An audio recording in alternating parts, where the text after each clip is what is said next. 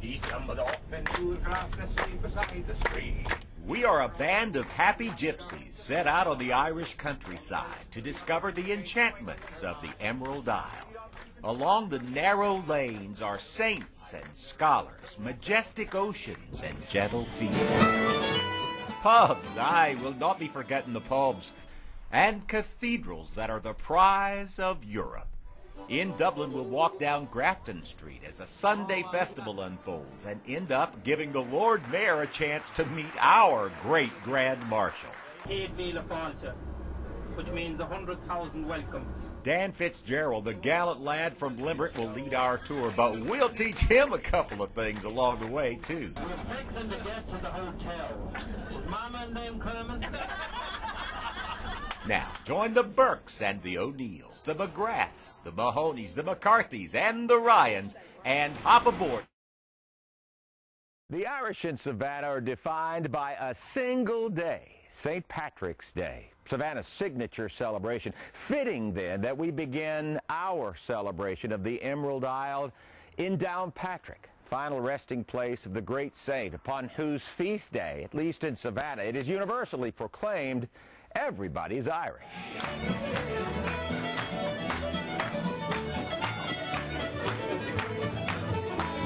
It was the people of the town, the beauty of the coast, and the peace of the countryside that brought Patrick back to Ireland from Wales after his escape from Celtic raiders in the 5th century. His gift to the Irish, Christianity itself, and reminders of the vitality of his work are scattered everywhere across the Irish nation.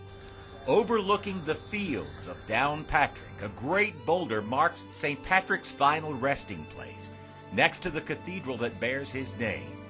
Fulfilling an Irish legend, he sleeps alongside Bridget and Colum, a trinity of saints who shaped the heart of the Irish nation.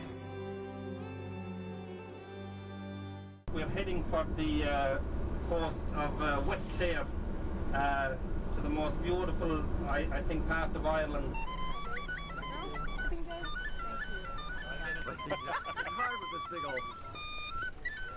Was it the cliffs of Moher that drew Patrick back across the sea from England? It's certainly reason enough if you ask our group. It's beautiful. Oh, it's magnificent. Gorgeous. Oh my goodness.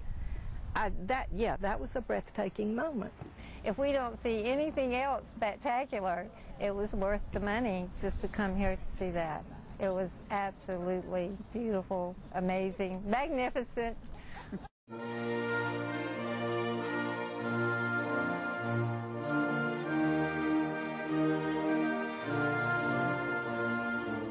When you ask any of our group about Ireland, they'll answer you in hushed tones of reverence, like somebody who's seen the promised land, the Irish countryside. Beth Roach is a painter, and her husband Gene works in stained glass. For them, Ireland is inspiration. Well, it's an artist's dream. I can't wait to get home and paint. My family way back centuries ago, you know, came from Ireland. And we wanted to see the place and see what the country was like, and it is absolutely the most beautiful countryside I've ever seen anywhere. Irish ancestry is a common thread through our group as scenes from the countryside trigger memories of the heart. My grandmother came over when she was 13 years old, and she told us all kind of beautiful stories about Ireland. And my husband is a staunch Irish, and he loved it, and he wanted to come so badly, but he didn't get the chance. So I said that I would go see it for him in his place.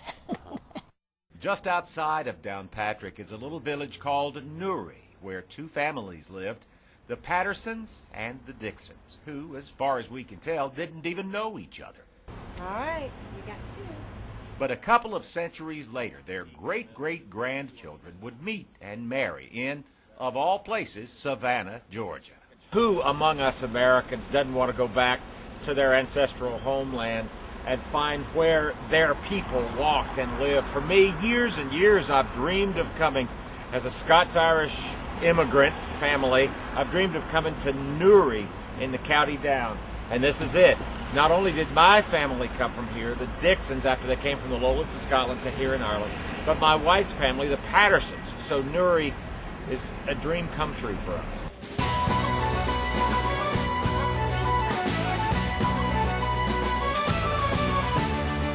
Guess what? The women wanted to go shopping, and not just any shopping, but shopping for authentic Irish crystal and pottery and marble.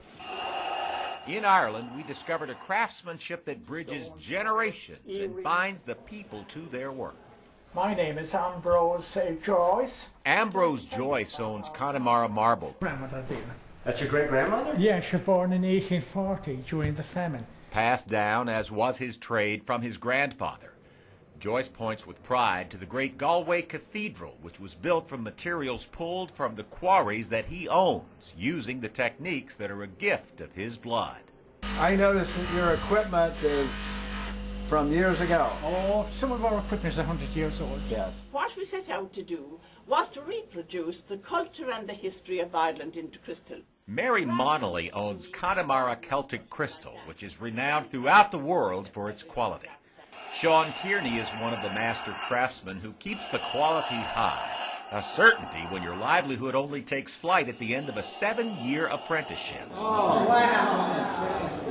Maureen O'Hara and John Wayne are alive and well and living in Connemara. It's said a people who have no language have no soul. Well, the Irish have several counties where only the native Gaelic is taught. One of those is Connemara, where once there visited a quiet man.